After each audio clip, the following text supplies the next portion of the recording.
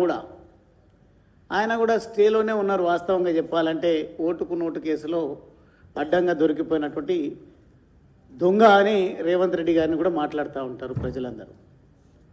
ఈ నాయకులు యథా రాజా తదా ప్రజ అన్నట్టుగా ఉందా ఇది వ్యవహారం కాంగ్రెస్ పార్టీలో అర్థం కానటువంటి పరిస్థితి. రాహుల్ గాంధీ ప్రతి సందర్భంలో నిన్న మాట్లాడుతూ గద్దారని మాట్లాడడం, రాహుల్ గాంధీని ఒక దేశద్రోహి కింద ప్రజలు భావిస్తున్నటువంటి పరిస్థితి. తనపైన దేశద్రోహ కేసులు పెట్టాల్సినటువంటి అవసరం ఉంది.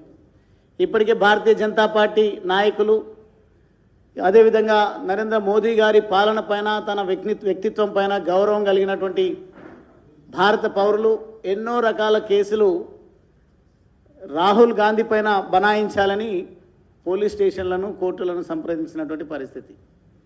ఇంకా కూడా బుద్ధి రాకపోతే ఈరోజు భారతీయ జనతా పార్టీ ఖచ్చితంగా కఠినమైనటువంటి నిర్ణయాలు తీసుకోవాల్సి వస్తుంది.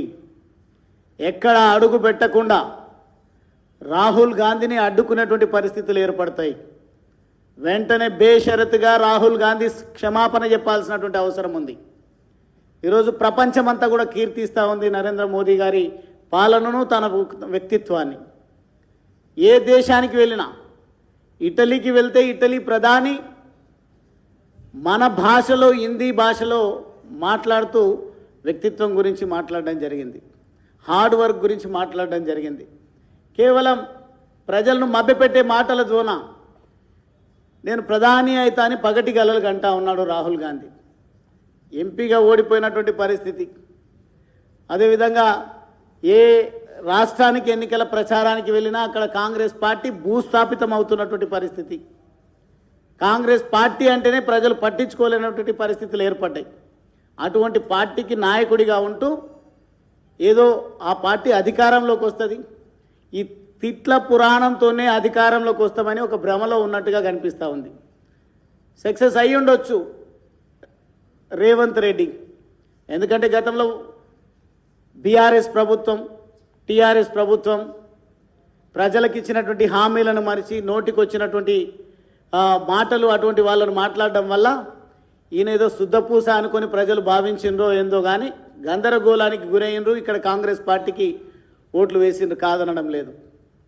ఆ ఓట్ల విషయంలో మాట్లాడే ప్రతి సందర్భంలో కూడా ఓట్ చోరీ అని ఇంకోసారి ఒకసారి మాట్లాడతారు, చౌకీదార్ అని ఇంకోసారి మాట్లాడతారు, టీ అమ్ముకునేవాడని ఇంకోసారి మాట్లాడతారు. ఈ రకంగా అవహేళన చేసేటువంటి మాటలు మాట్లాడుతూ ఈ ప్రజాస్వామ్యానికి అపకీర్తి తెచ్చేటువంటి పరిస్థితిని నెలకొల్పుతా ఉన్నాడు ఈ పనికి రాని రాహుల్ గాంధీ.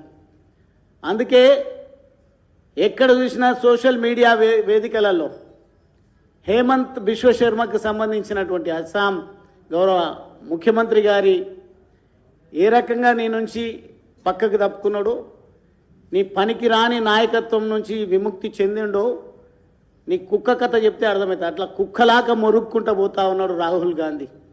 కుక్కతో ఆడుకొని కుక్కలాగా మొరగడం వల్ల వార్తల్లో వ్యక్తిగా ఉండొచ్చు,